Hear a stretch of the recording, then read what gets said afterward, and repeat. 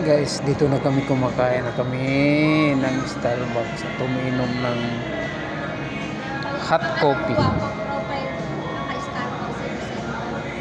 Yan ang sponsor. Oh. Sponsor namin.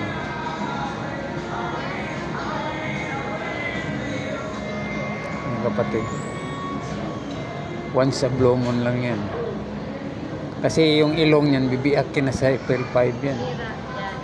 Operahan na. Para gumaling na.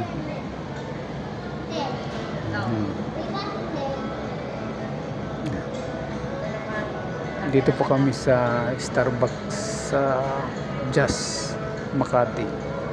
Yan.